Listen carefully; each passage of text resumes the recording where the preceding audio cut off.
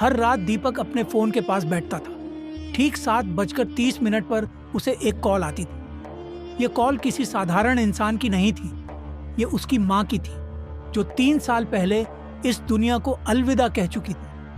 पहली बार जब यह कॉल आई तो दीपक घबरा गया था। स्क्रीन पर माँ का नाम चमक रहा था, लेकिन उसने कॉल उठाने की हिम्मत नहीं जुटाई। जब उसी समय अगले दिन भी कॉल आई तो उसने डर के बीच कॉल उठा ली। माँ की आवाज वैसी ही थी, नरम और प्यार भरी। उन्होंने उससे पूछा, कैसा हो बेटा?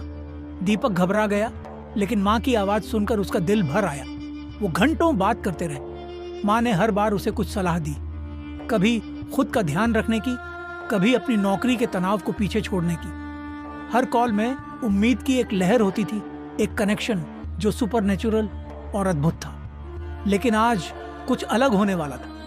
इस बार कॉल की उम्मीद करते करते दीपक का मन बेचैन था।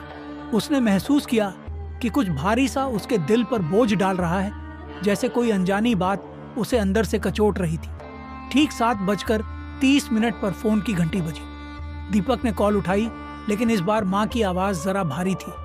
उन्होंने धीरे से कहा, बेटा, यह तुम्हारी आखिरी कॉल है।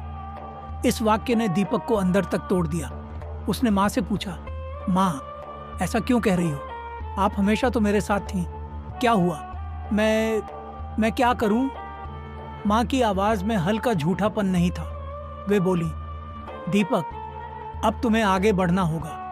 हर बार मेरी आवाज सुनकर तुम चाहे खुश हो जाते हो, लेकिन तुम्हारा दिल वही घाव लेकर चल रहा है। मेरी आत्मा को अब आराम चाहिए।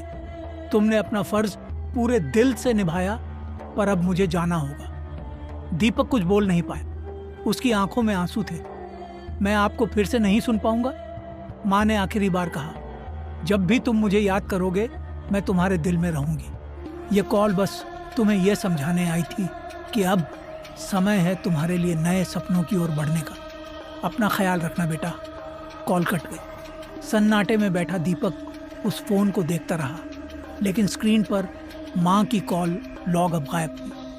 उसने फोन के पुराने रिकॉर्ड चेक किए, लेकिन उनमें भी उन कॉल्स का कोई निशान नहीं मिला। क्या वो कॉलें असल में थीं या बस उसकी प्रेम भरी यादें थीं? उसकी माँ की बातें उसे नए तरीके से सोचने पर मजबूर कर गई थी। उस रात पहली बार दीपक ने अपनी पुरानी यादों को हौले से अलविदा कहा और अपने भविष्य के सपने देखना शुरू किया। माँ अब उसके पास नहीं थी, लेकिन उनकी बातें उसकी आत्मा में हमेशा रहती थी।